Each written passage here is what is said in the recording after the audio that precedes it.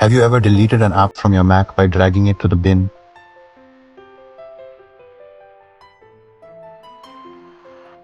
But noticed that your storage space didn't really increase?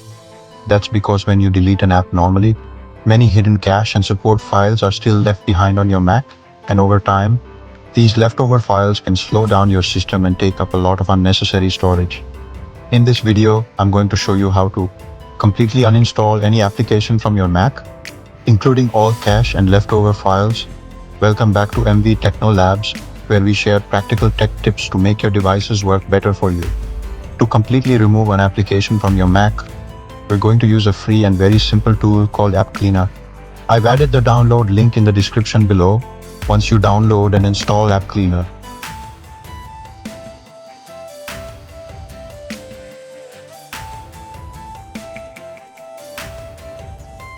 Open the application.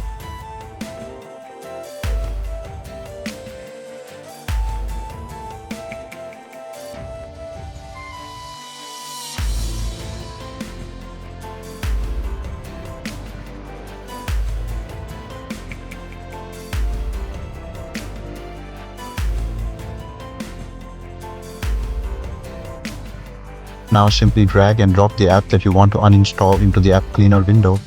As you can see, AppCleaner will automatically scan and display all the files associated with that application, including cache files, preferences, and support data.